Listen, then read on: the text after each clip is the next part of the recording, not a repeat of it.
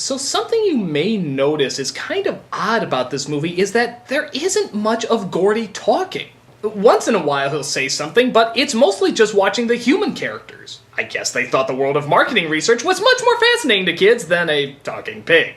In keeping with the spirit of friendly competition, I've invited Hanky and his little friend Gordy to hear the results. Of course. I just hope they're not too disappointed. Well, way to talk to your future son-in-law.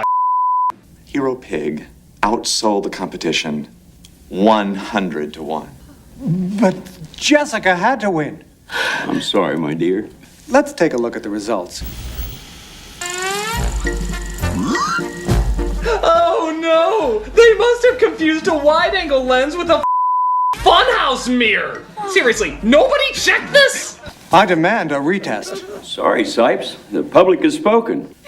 We found our new image, ladies and gentlemen. Good job, everybody! We destroyed my daughter, but found a pig! It's a good week.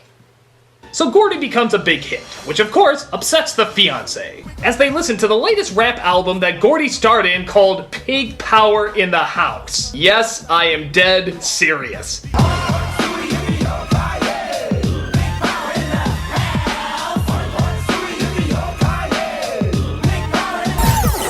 That was Pig Power in the House, everybody. Keep an eye out for it in your nightmares. Hero Pig label puts out one CD and it goes platinum. Oh, come on, 50 Cent is good, but that was Pig Power in the House. There's no comparison. How do you account for it? He gives people hope. If a pig can make it, anyone can. Touching words. Touching words that I'm sure are lyrics in Pig Power in the House. Can I hear that again? You know, I was right on the verge of taking over. What do you want us to do? Kidnap Gordy. So he sends your two classic dumb thugs to try and get Gordy, but the kid outsmarts them and gets on a bus. Of course, the thugs call the boss and pretend like they got him. Mission accomplished, Mr. Sipes. All locked up in the trunk of the limo. What do you mean, all? You haven't snatched Hanky, have you? We had to, sir.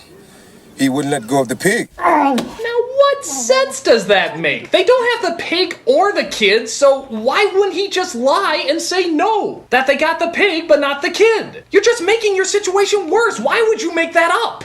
They try to track down Hanky and the pig, though, by following the bus wherever it goes. But luckily they escape because the thugs are distracted by a cross-dressing madman with pantyhose on his head robbing a thrift store. Now, I'm gonna repeat that because it bears repeating. A cross-dressing madman with pantyhose on his head, red pantyhose mind you, robbing a thrift store. You know I'm tired. I'm so tired. Not of the bad movie, though, granted it is horrendous, but of films like this that focus on one thing when clearly they should be focusing on another. What is this guy's backstory? Was he down on his luck? Was he a mental patient? What drove him to do this? Why is he dressed up that way? Any of these questions is far more interesting than knowing what's gonna happen to this talking pig. And yet it's the talking pig that we're focusing on! Shame on you, movie! Shame on you.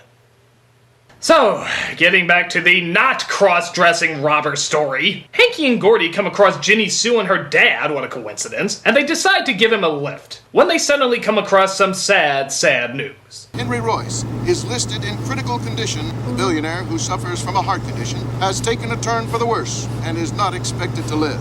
Grandpa.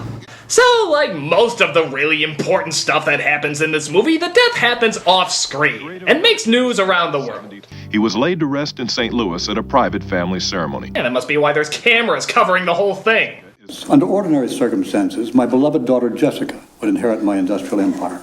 However, rather than devote her energies to corporate business, Jessica has chosen a personal career. With that in mind, Jessica will not be next in line to inherit Royce Industries. So the daughter doesn't get it and the grandson is too young to own it. Who's that gonna leave? Therefore, I leave my entire fortune in the care of Gordy. That's right, the pig gets the fortune. Well, half the fortune anyway. I'm sure he left 1/4 to his pogo stick and the other 4 to the color blue. But hey, a will's a will. so now Gordy the pig is rich. You can't make this stuff up except for the fact that somebody has an extremely poorly. With Hanky as his translator, yes, his translator, Gordy uses the money to play the stock market, get the company back on top, everything except looking for his family. He even does TV interviews. Tell us, Gordy, as the new darling of Main Street and Wall Street, what are your views on the outlook for the American economy? That's very good, Gordy. Now, if you'll excuse me, my professional career as a journalist is over. So Gordy makes an appearance at a giant concert and brings up the fact that he's looking for his family. Hey, if Pig Power in the House isn't playing there, I'm not interested. But it's all good. Even President Bill Clinton gives a call to show his support. This is the President calling from the Oval Office. On behalf of the American people, it gives me great pleasure to unveil in your honor your very own postage stamp. If you'll excuse me, I'm gonna do something that'll promise I'd never land a spot in another kid's film again. Evatica, have a cigar. It turns out Gordy gets kidnapped, as I guess security around the world's most valuable animal is pretty light. But one of the band members saves him and finds out that the fiancé was behind the whole thing. What are you doing? This has nothing to do with Hanky's inheritance. You don't have to be so grabby, Mr. Snipes. Go play your banjo, goober. Hey, those might be fighting words. You don't have to raise your voice in front of the young'un. Keep out of this, you ignorant hayseed. Doggy, looks like we got a hootin' at it with the piggy wiggy.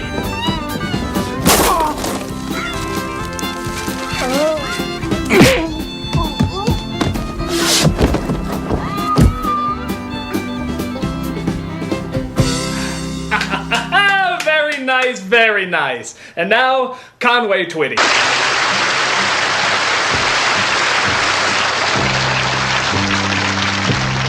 I can almost hear the stillness as it yields to the sound of your heart beating. Bum, bum, bum. So because the mother is suddenly a good guy now, she helps discover where the family is and they try to go and save them. Luckily, they're at a slaughterhouse that the family just happens to own, and the father just happened to be shipped to, and the owner just happens to believe that the little kid has the authority to shut it down. I guess this happens to be the mother of good timing. So Ginny Sue's father and Hanky's mother get together, despite the fact I think they shared a minute of screen time. Gordy gets back to his family, and they all decide to live on the farm that apparently still has no farmer, so I guess that makes it okay. So that was Gordy, or as I like to call it, Pig in the To be fair, the movie doesn't seem to rip off Babe too much, no more than any other story about a farm pig who becomes famous. I swear, it should be its own genre. It's just a stupidly told story that makes no sense. The pig doesn't talk much, and when he does, it looks like he's having a heart attack. We never see him with his family, so there's no concern about finding them, and a lot of the scenes are just straight up awkward. There is pretty much nothing on this DVD worth looking at. Unless... Holy Pig Power in the House music video? No, that can't be serious. There cannot actually be a Pig Power in the House music video.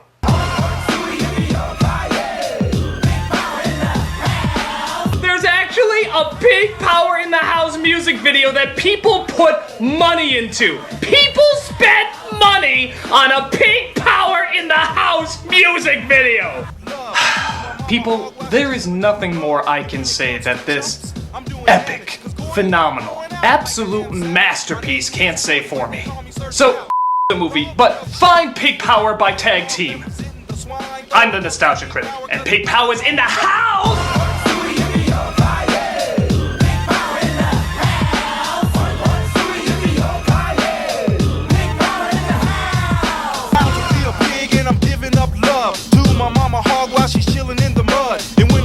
Chumps, I'm doing damage, cause Gordy ain't going out like a ham sandwich. My name is Gordy, but they call me Sir Snout. I make all the girly pigs scream and shout. The Mac Daddy hog representing the swine, throwing up Pig Power cause the power's all mine.